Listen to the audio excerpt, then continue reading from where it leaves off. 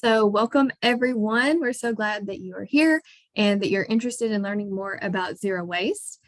Today's webinar is our second in our Zero Waste Week of webinars. And today's webinar topic is about refilleries in Tennessee. We also have a Zero Waste Day occurring on Thursday, the 27th, which is Tennessee's annual Zero Waste Day. And I will share the link for that event as well as the rest of the week's webinars in our chat so that you guys can register for more if you are interested. But now I would like to go ahead and introduce today's co-host and presenter, Miss Brandy Pruitt. She is the Director of Development and Communications and Zero Waste Initiatives at the Tennessee Environmental Council, where she expands strategic partnerships, oversees communication, and ensures the sustainability of TEC's operations. We're very excited to have her presenting today on refilleries. And then we also have a few guest panelists that I would like to go ahead and introduce. So we have Megan Gill, who is with the Goodfill Nashville, actually Tennessee's first zero waste refillery, which started back in 2017.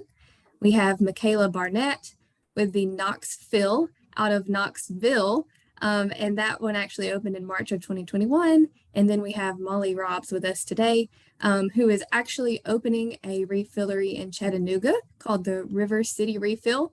And that one will hopefully be opening this week. So it's a very exciting week for her as well. So the order of today's webinar will begin with a short presentation by Brandy, and then we will ask our guest panelists a few questions. After we ask our questions, we will open it up to questions from our listeners, and guests are muted upon entry, but you can put any questions that you have in the Q&A or the chat boxes, and we will open up to those after our panel questions. And I think that is it, and we are ready to begin, so I will pass it over to Brandy.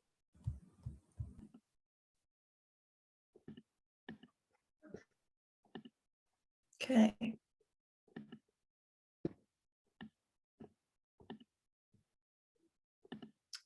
All right. Well, thank you, Kelsey, for allowing me to co-host this webinar with you today and to talk about something that TEC is really excited about, and that's refilleries. Refilling as a concept, as well as the awesome refilleries that we have here in Tennessee. So Tennessee Environmental Council is a nonprofit. We were founded in 1970. And our mission is helping people and communities improve our environment. Our vision is to see thriving habitats, a circular economy, and climate balance in Tennessee. We have a number of programs. That work towards this vision. But today we're talking about refilling, which is one aspect of a circular economy. A circular economy keeps materials, products, and services in circulation for as long as possible. Essentially, a circular economy describes a regenerative economic system that designs out waste from the beginning and is the alternative to a linear economy, which is based on a take, make, waste model. Unfortunately, the majority of our current economy is linear.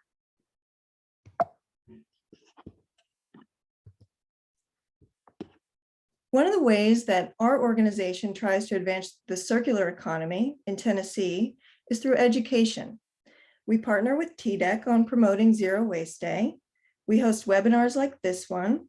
We promote our Tennessee refilleries in our newsletter and on social media. We offer zero waste tips. We teach recycling right. And we're hosting 10 recycling roundups for hard to recycle items over the next year. The first one will be on December 10th in Nashville in the Bordeaux community. And the rest will occur in 2023. So definitely look out for those events. Hopefully there'll be one coming near you. So you'll have a chance to recycle hard to recycle items such as electronics, textiles, things like that, tires.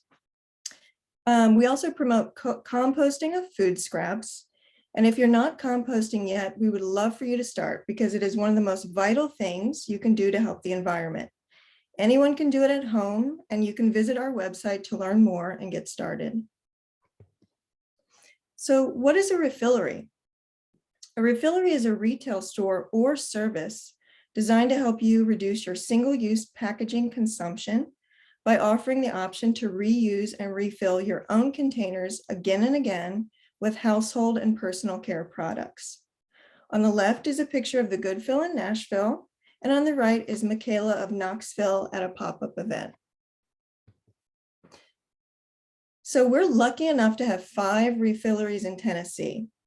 The first one to open was the Goodfill in Nashville.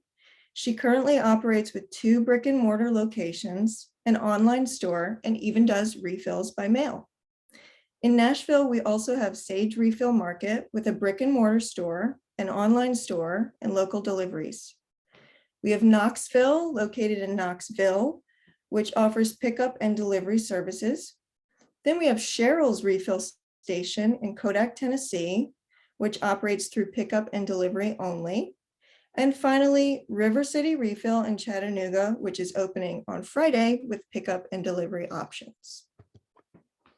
So what problem do refilleries solve? They provide us with the products we need without the unnecessary packaging. Why is single-use packaging bad? Well, much single-use packaging is just simply unnecessary and it's wasteful. We're used to it, but waste is not necessary. It's actually a design flaw. Single-use packaging uses a lot of natural resources.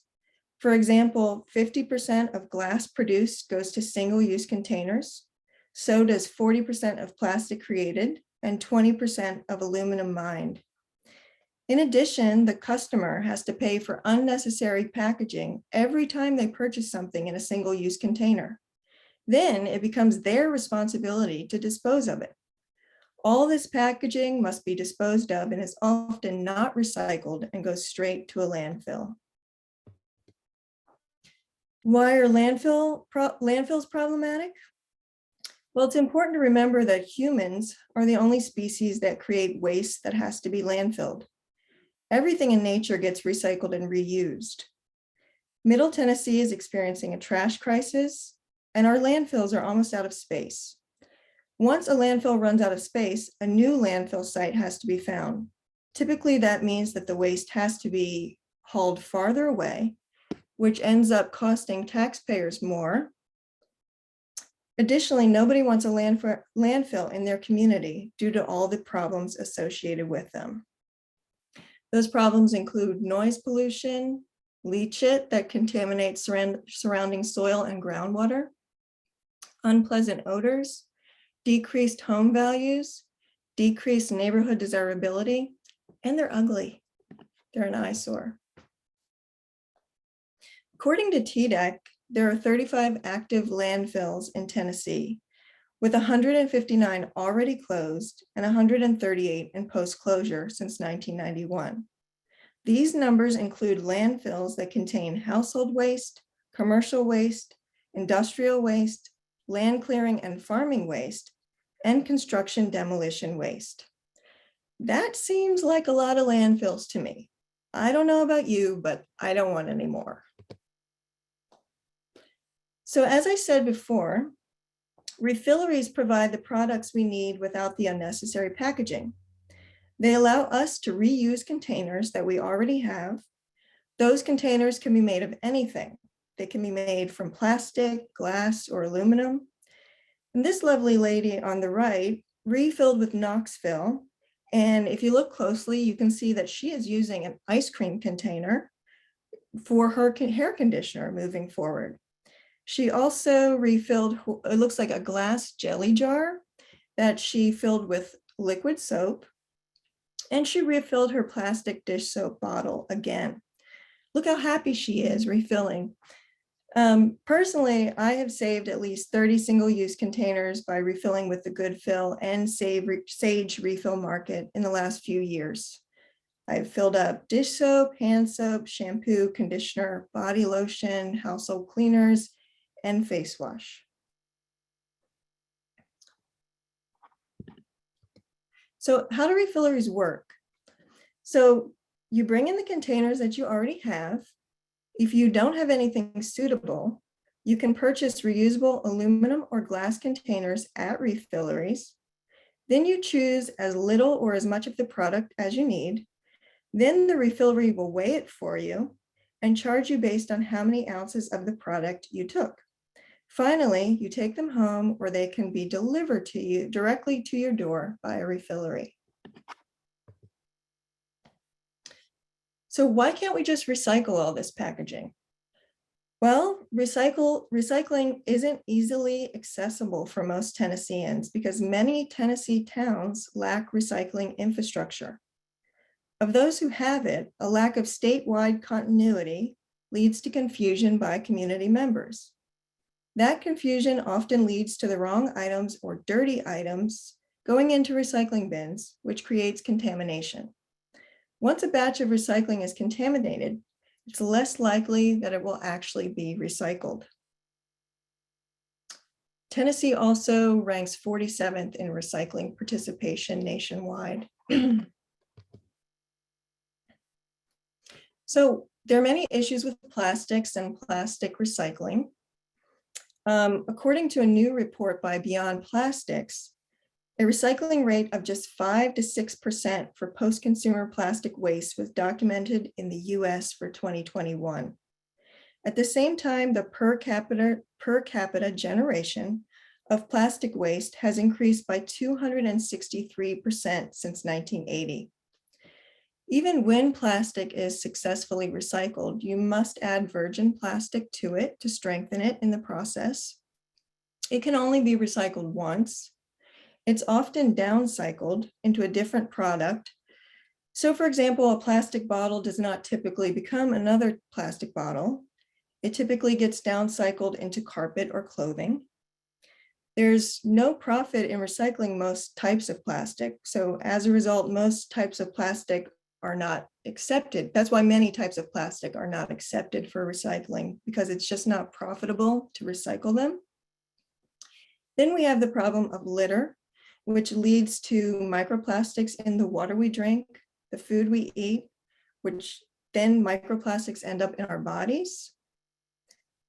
Many animals, especially fish and birds, die ingesting plastic, thinking it's food. And the Tennessee River has more microplastics per gallon than any other studied river in the world. And if you thought plastics were bad already, keep in mind that plastic production is projected to double in the next 20 years unless we change how we do business. One of the main reasons, so with glass recycling, one of the main reasons you don't see more of it is because glass is really heavy to transport. So it's often not cost effective to recycle it due to transportation costs. Also, it must be separated from single stream recycling because it's dangerous for the humans who are sorting recycling to have it mixed in there with plastic and paper and things like that. Obviously, they would cut themselves quite often. So that's why it must be separated out from other recyclables. Food and beverage glass can't be mixed with other types of glass because they have different melting points. And finally, there just aren't enough glass crushers in Tennessee to make it economical to recycle more glass. If we did have more glass crushers, then that transportation cost would not be so much of an issue. But I don't believe, there may be one glass crusher in Tennessee, there may be zero. But at the most, there's one that I know of. So aluminum, paper, and cardboard recycling are much more successful.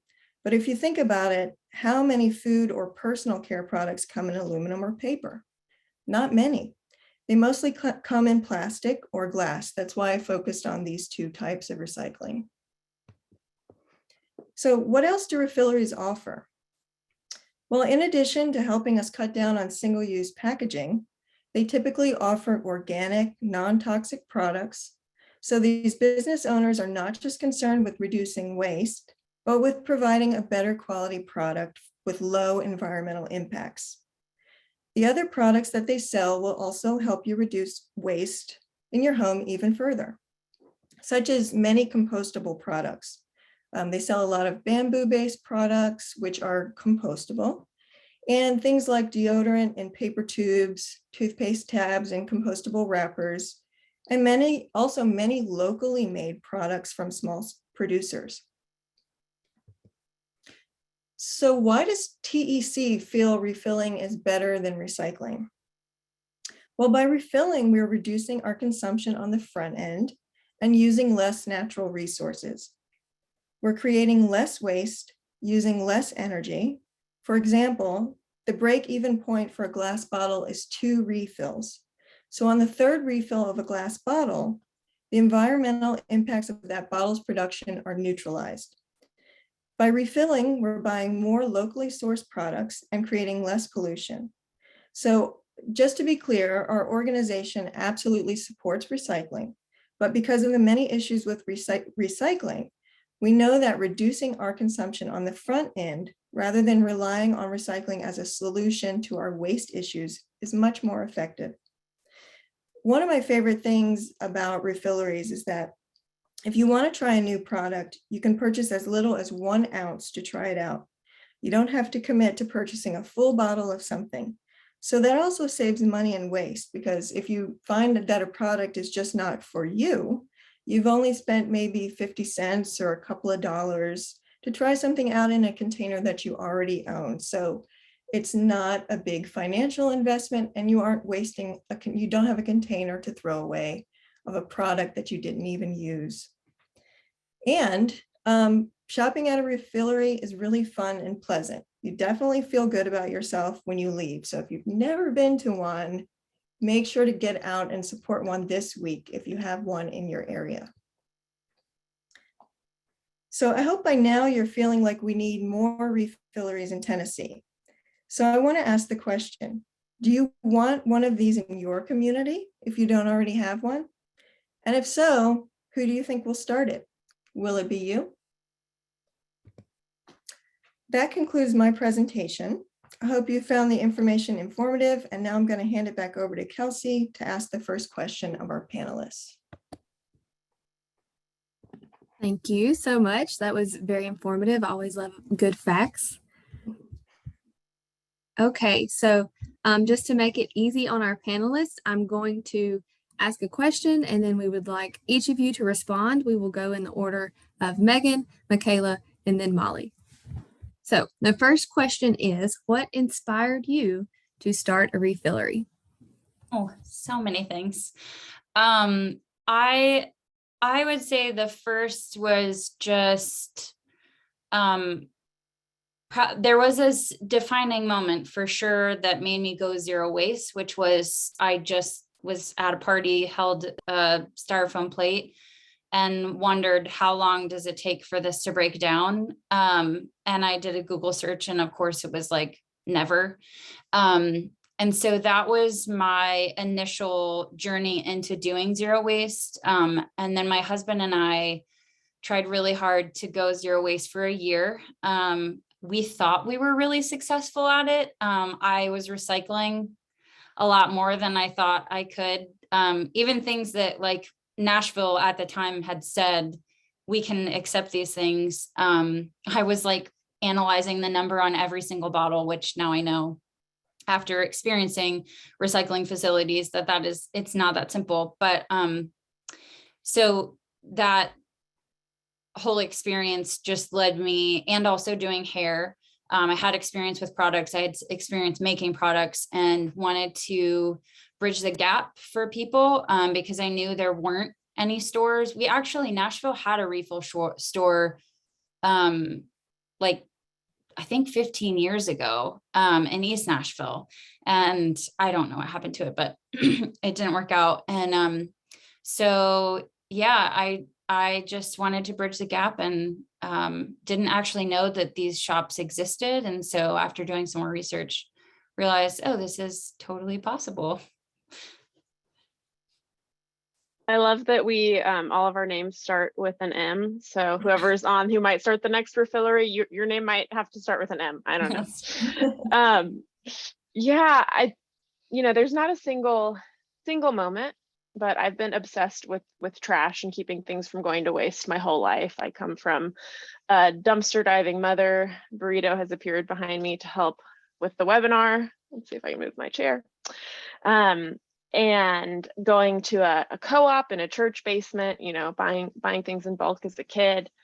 And I worked in recycling at the University of Tennessee for a time. And I went back to school to get my PhD in 2018. And I was studying waste and problems with our waste system and getting really disheartened by the research that I was doing on a daily basis and the time frame of impact in academia, which takes so long. I mean, you can work on a paper for 2 years and then spend another 2 years trying to get it published through the revision and submission process. And then you're just hoping that someone will take your research and do something with it. That's sometimes kind of the theory of change that happens.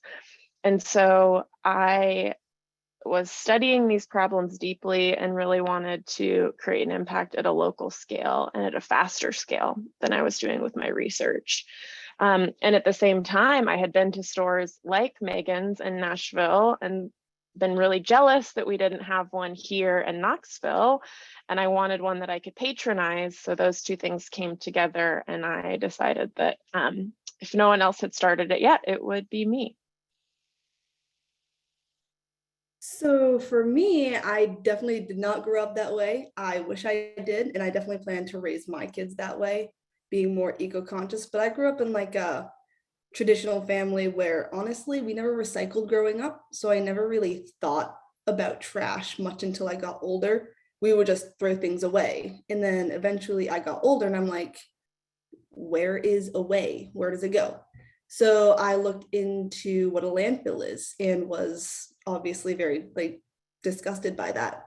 So I started recycling more and then learned, well, most of the stuff you get recycled really isn't doing much. So beyond that, I really didn't know what else to do until I was scrolling TikTok one day and saw Refilleries popping up. And I had never heard of them before. So I was like, oh, that's an awesome idea. So I had just moved down to Chattanooga actually in June. So I'm brand new, moved here from New Hampshire. So I was looking locally. I'm like, oh, there has to be one down here because it's a city. I had never lived in a city in my life. So I'm like, they definitely have one. So there kind of was. We had Red Bank Refill, which she had a similar model that I'm going with right now. She did online and pop-up sales, but she was kind of at the point where she was ending her like store. And I think I'm gonna go on the same way like Megan did, where she starts online, did pop-ups, and then I eventually want to open a store down the road. So I would say my inspiration kind of came from everywhere, mostly just local refilleries that I've seen working with Red Bank Refill. I've definitely been looking at your guys' websites and getting inspiration from that. So it's kind of a journey I am just starting now and hoping to get people to take the journey with me and learn as we go. Cool, thank you. So I'm going to ask the next question, and I'll start this time with Michaela, and then if we could go to Molly and then Megan. Michaela, what challenges did you face in getting the business started?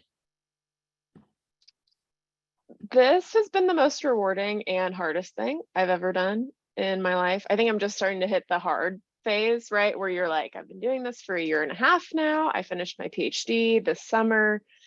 So now doing the Knoxville full time.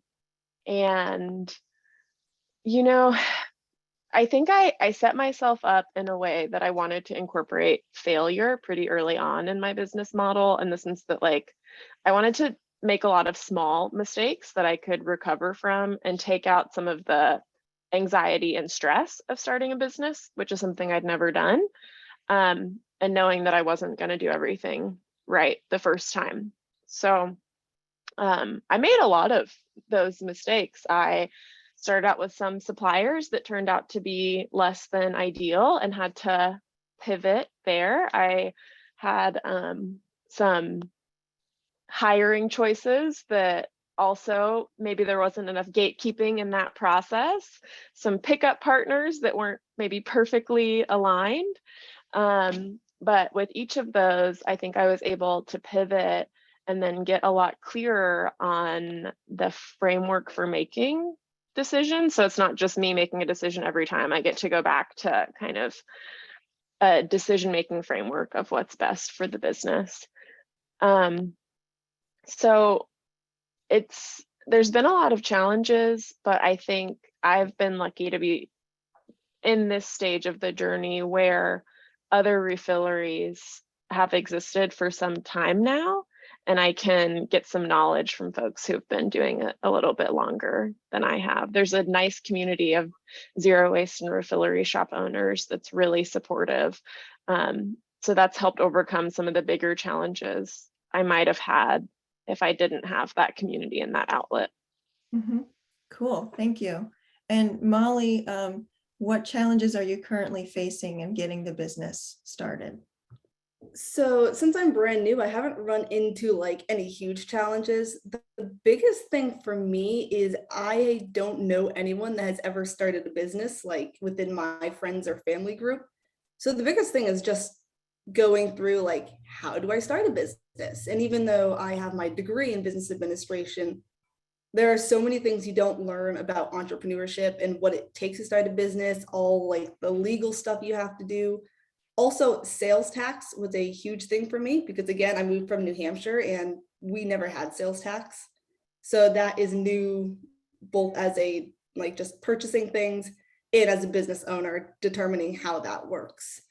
Other than that, the biggest challenge I had was trying to find suppliers because you definitely want suppliers that kind of have the same like mission statement and same vision as you. You don't want a supplier that is just selling your product. You want them to also be, there's a thing called like a closed loop where you buy the product from them. And then once you're done with the packaging, you send it back to them and they then refill that. So it's really just finding suppliers that do that or have compostable packaging, things like that. And just to be clear, all 3 refilleries do operate in a closed loop system with your suppliers, correct? For the most part, I try to, other than, like I said, some have compostable like packaging, but. Great, awesome. And Megan, what challenges did you face in getting the business started? Well, to answer your closed loop question, I think it's really difficult to find manufacturers that that you can actually operate a closed loop system with. So for us, that has been a challenge. But I have a business strategist. So I took my biggest mistake, which was I did not know actually really how to run a business. And now I am paying someone to tell me how to, because my passion honestly is the integrity of the business. And being really nitpicky about all the little details and making sure that everything what we're doing aligns with what we really believe in and what we know to be true about waste. And so, yeah, the biggest challenge for sure has been, my strategist says, stop trying to boil the ocean. And so my biggest struggle has been not thinking from that perspective. But this year I'm starting to kind of get a little bit more laser focused. But also that's been one of my strengths is just being really not willing to compromise on some things. We work with a lot of our suppliers and that they won't budge on some things, but some will the longer that we're partners with them. And also I've had experiences where, suppliers that we've worked with, we've, said, hey, this is one thing that we'd like to see change. Is there a time period or a timeline where you think that this can change? And if not, then we will have to find another option. But let's keep the conversation open. So I've also, as a business owner, learned how to have grace with other businesses, and find solutions to waste in that process. One example would be our dish powders, laundry powders, and oxy powders. The buckets that we get them in, we have like tried so hard to get the company that we use to take them back, because it's powder. You don't even have to wash the bucket. And we could pile them up, send them on a pallet, but helping other companies think that way has definitely been a struggle. Even though these companies really do care about the environment, that closed loop system, some people just can't get past that. Even though it would cost them less money to take those containers back. It's just a matter of strategizing to make a way that's possible. But then there's other companies that have, and we try really hard to, this has also been a struggle and a victory, is making products on our own, and partnering with chemists to make products for us that are as local as possible. That has been a huge challenge, because that's something I don't want to budge on, is actually having a closed loop system with our larger refills. I mean, we go through hand soap, like we go through 55 gallons in a couple of weeks. So those drums get repurposed, re-washed and sanitized and then reused. So figuring out that process has been a challenge, but yeah, ultimately just running a business. And I highly suggest, like, find somebody, whoever you can, whether it's free now and you pay later, but somebody who can kind of help you walk through that business process and really feeling comfortable learning how to like project manage and all these things. Like the legal stuff, you'll figure it out and you'll always feel uncomfortable with it. But especially just like, oh my gosh, project managing is like my nemesis. I want to do a million things and I don't have all the time in the world. So yeah. I hear you. Kelsey? Okay. So you guys kind of touched on some of this with your closed loop system, with your products. Sorry if you can hear my dog in the background.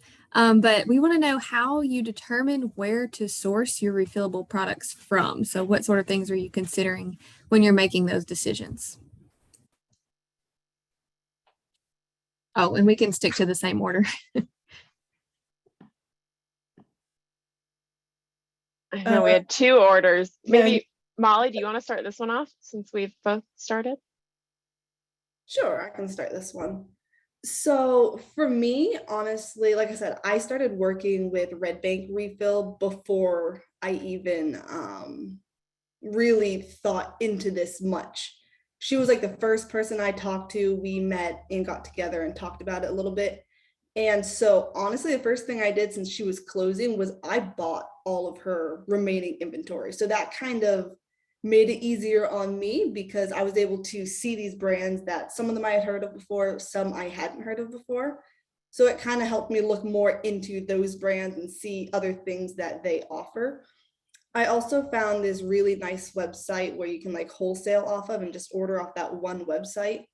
And a lot of them will say whether they're a closed loop program. So I am really trying to find something that's closed loop, or like bamboo products or like stainless steel razors, things that have more than one life, I guess.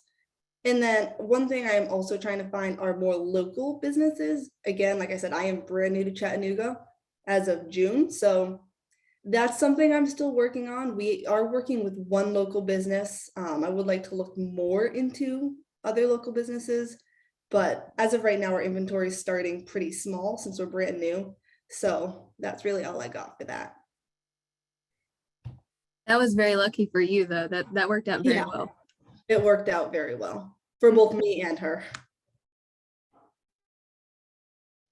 Michaela, go ahead.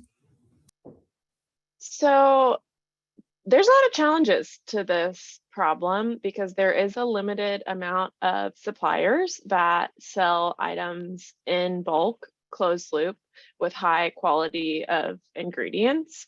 And for me, I'm always trying to balance the quality, the price, and quality in terms of efficacy too, and ingredients, right? Sustainability is that's foundational. We have to have a closed loop system. I have to be vetting them on kind of some values alignment and some operational alignment. But when I first started, I really wanted everything to be produced locally. And that just really wasn't actually feasible. I have a lot of amazing local suppliers, and a lot of them are women-owned businesses, and they are amazing. And I'm obsessed with all of their products. But in terms of the infrastructure for some of the larger liquid and powder products that we needed, there just really isn't that infrastructure here locally. And I am not a cosmetic chemist, I'm a behavioral scientist. So I can't make these products myself at that level. So there's definitely been some sourcing challenges. I think a lot of refilleries use very similar suppliers, because they do have good clean ingredients, they do have offer closed loops, and they are effective in what they do.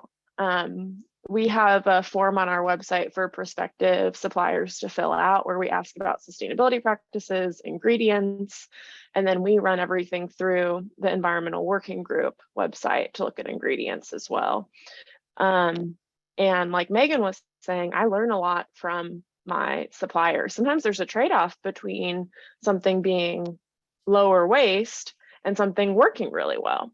So there's some ingredients in bar conditioner that might not be as, rated a 1 or 2 on the EWG scale. They might be a 3 or a 4, but safe in low quantities that I just didn't really know. So I had these conversations with my suppliers where they helped me understand these ingredients. And really, if we want to have conditioner not in a plastic bottle in a solid form that still has slip and feels really good, these are some of the trade-offs you have to make.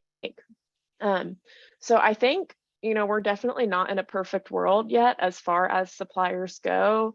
Like Megan mentioned, I'm also starting the journey of trying to get some custom formulations for Knoxville, and that's an exciting process as well. But figuring out the supplier puzzles, it's a tricky one. I'd love to get to a point one day where we can source everything from here in Knoxville and East Tennessee. The other thing I'll mention too is that a lot of like bamboo products, ultimately all of those are basically coming from China, whether you're buying from a reseller or not. And so we really have to be aware of these different trade-offs and these decisions that we're making. It's not all perfect. And I always want to be really transparent that even though we get maybe one with a really good certification and I trust the small business selling it to me, some of these supply chains still aren't nearly as short as I would like them to be from a sustainability perspective. So it's a constantly moving target that we're trying to hit to make sure that we're really delivering on sustainability, quality of products, and affordability. Well, it sounds like you have a very impressive vetting process. Megan? Yeah, I would echo a lot of things that Michaela said. We definitely focus on it's so hard. Every supplier we choose, we pick for different reasons. But I would say we have a checklist that we try to go by, and that would be vegan if possible, always cruelty-free, fair labor if we can find it, and if we can't, then we at least try to talk to our suppliers, because that's very hard to certify. It just costs money to certify, so we at least try to have conversations with our suppliers on what that process looks like for them. And obviously zero waste production or low waste production, and always making sure that the packaging that we're receiving can either be reduced or eliminated. And if not, then we can actually recycle it. We get a lot of product in, and when you start getting a lot of product, you're getting pallets, and pallets there's emissions waste and, all these other things to factor. So like Michaela was saying, we try to source as locally as possible, but some things it's just not possible. So again, going back to like, stop trying to boil the ocean, people are buying this stuff. So who are they going to buy it from? And we're really intentional about not carrying too much, and not carrying things that people don't truly need. I see a lot of like gimmicky zero waste things out there. And as much as I know they would sell to our demographic, I try my best to avoid them. And I really educate my staff on having those conversations with our customers. Like, well, here's a way you don't actually need stainless steel cleaner, which we actually are going to carry soon, because we just can't get sometimes into people's heads, and you're not always going to have those conversations. But yeah, so really the loop of talking to our suppliers, vetting our suppliers, and educating our customers is kind of how we like keep that process as, you know, close to our values as possible. And yeah, gosh, I could go on forever. Okay, well, we have a couple more questions, so I will cut you off there if you don't mind. That was a great answer, though. Very informative. Speaking of products, I want to know, what are some of your favorite products that you carry? And I'll start back with you again, Meg, and then Michaela and Molly. Some of my favorite products. Actually interesting that you were talking about conditioners and ingredients. My favorite product right now is our conditioner bar by Dip, which I think, do you carry that in Knoxville too? We don't. I've heard amazing things about it. We've got some great local suppliers of That's that, awesome. but Dip is like cult follow status. Yeah, I love them. level. And they're actually Yeah. made in North Carolina and shipped from North Carolina. So I've also had to reframe my thinking with like small businesses. A lab can be a small business too, you know, like we have labs and it's still made here. A lot of small businesses still have to order a lot of their ingredients from Portland, Washington, you know, like, so, oh, what was the question? My favorite products, the conditioner bar is amazing. It's one of the best conditioners I've used. And I would say a lot of our just package-free products. I love owning a refill shop. I think it's a really great way to bridge the gap, but I'm really passionate about the package-free products, like the Blue Land tablets, yeah, our dish block, things like that. Awesome, thank you. Michaela? Most of my favorite products are some of the ones that are made here locally, and they are those zero waste package free products, similar to you, Megan. So one of those is our locally made shampoo and conditioner bars. I'm obsessed. I'll like I've got like my headphones on, but I'll be at markets, right? And like people will be smelling them. And I'm like, oh, they're amazing. And then I'll just be like, yeah, I mean, look, I use them. Look at my hair. And then we carry this amazing soap, both for body, and then we have a dish soap from a dear friend of mine who lives in the same neighborhood as I do, basically here in South Knox Girl Soap. It's hard because running a store with such amazing products, sometimes you just want to eat them, right? And these aren't for consumption, but it is just scrummy. And then, you know, Little Seed Farm deodorant products, you know, they're in Lebanon, Tennessee, are just always awesome. My husband is a runner and a drummer and just could get really stinky, but he uses Little Seed Farm deodorant and loves it. And I love it for that reason. And my customers do too. So it is a lot of those locally made products that are just excellent in quality. And I have wonderful relationships with the people making them. Cool, thank you. Molly?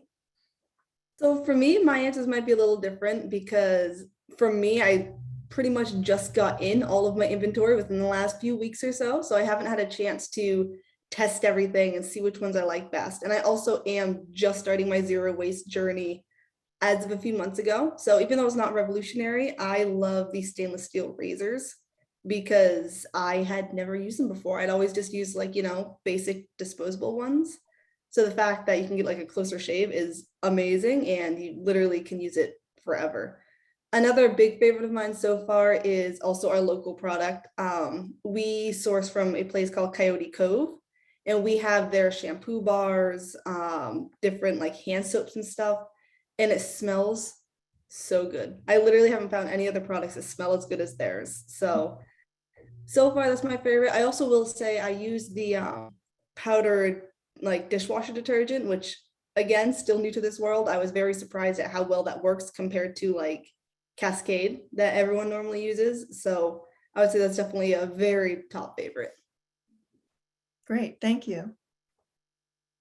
Okay, last question, and then we will open it up. We do have a few questions from our listeners. So this will be the last one from us.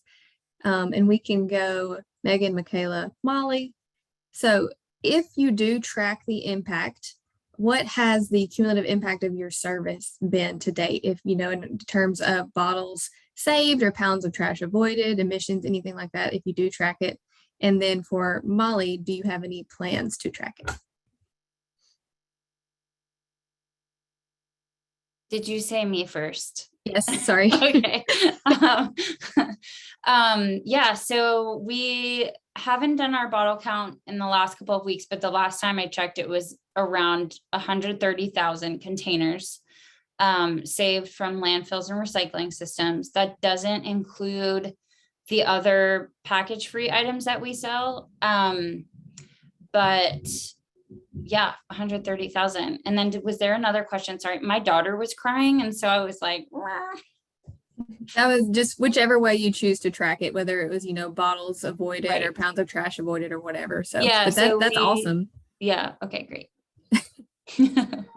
Yeah, we don't have our most recent count either. But one number I always really like to look at is the number of households we've transitioned away from disposables. And right now we're at over 900 households transitioning away, and that's a really exciting measure for me. That's amazing. So for me, obviously, I'm at 0, but I do plan to track. I was planning on tracking similar to Michaela, how I was going to plan like track how many households we've changed. I never even thought about tracking the amount of bottles or like trash that we've converted. I think that is awesome. I just have to look into how I would calculate that, I guess. One of y'all can answer if you want to, but I would assume it would be by the volume of items, because you would have your basic bottle, let's say 16 ounces, and then you could just track how many through the refills. Okay, so I'm actually going to go to a question we had from one of our listeners, from Matt Taylor, who is actually my boss, guys. So how might Refilleries help or support disadvantaged communities? Can they potentially offer cost benefits in terms of long-term savings by not covering the cost of packaging?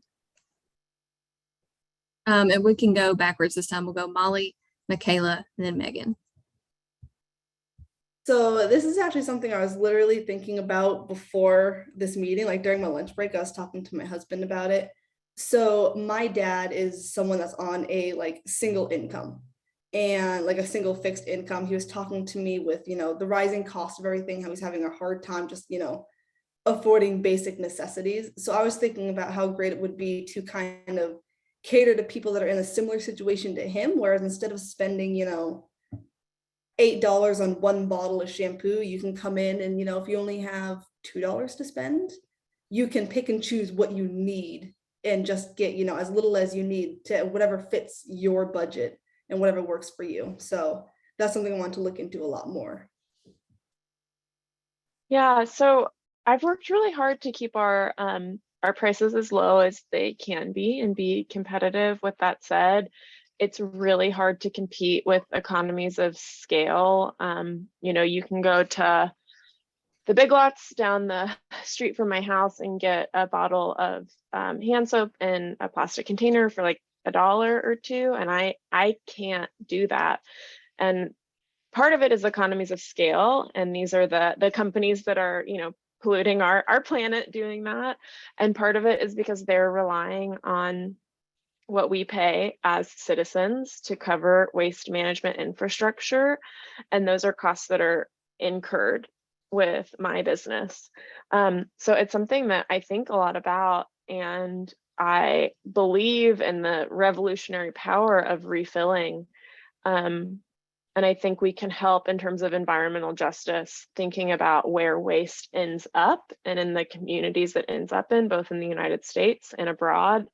But I have not yet solved the problem of how refilling can work when these other products are much more competitive. We've thought about what a pay what you can model would look like and thinking about different things like that. But it is really hard to compete on a ounce per ounce basis with the Unilevers and the Procter and Gambles of the world. Yeah, that would be my same response. We keep our prices as low as possible. I pay myself sometimes less than I pay my managers. Like, so as a small business, it's really difficult to even like when I started, I had all these ideas. One would potentially be figuring out a way to get food stamps in our store. But yeah, ultimately, like we have to cover our costs, and unfortunately, doing business this way is actually more expensive. A lot of people have the misconception that they're going to save a lot of money, and you do. But I look at like the markups on some other companies that make lotion. Actually, a great example would be our shampoo and conditioner. So one of our shampoo and conditioner labs, I know there's a very, very popular refill company that sells in aluminum bottles, and they charge twice the amount we do. And that's because they also have to cover their costs. But I've been really intentional from the beginning that my margins wouldn't go above a certain percent and would never, be astronomical. And with that means we have to make sacrifices. And sometimes like that also looks like making sacrifices with not being zero waste in some areas. Granted, we're 99% zero waste. But it costs money, it costs time. It's just like anything else in life. The reason that convenience exists is because it's cheaper, it's quicker.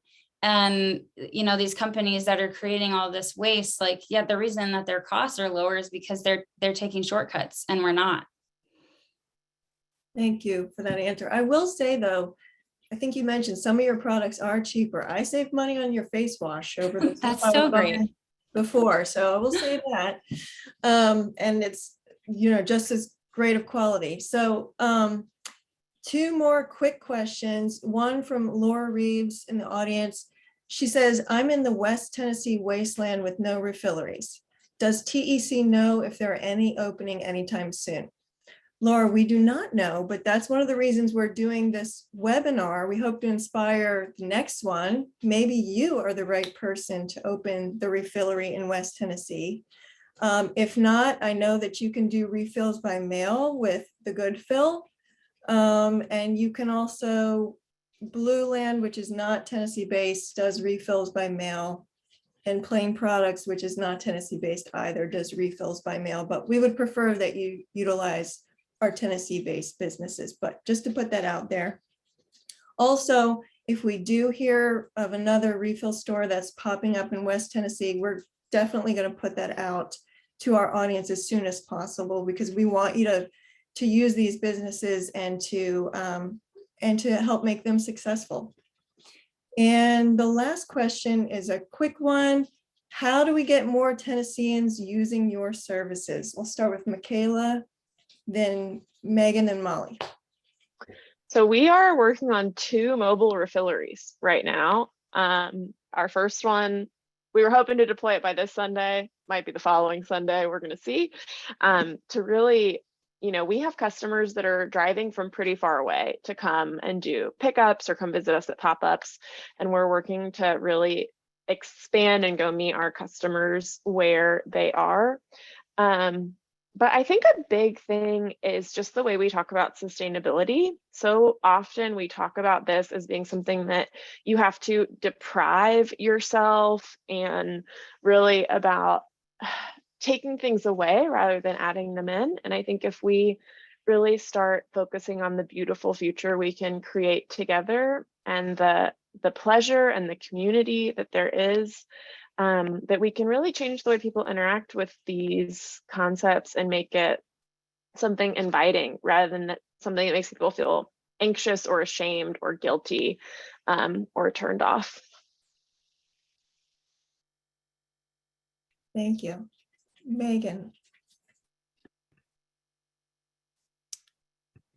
Can you repeat the question one more time?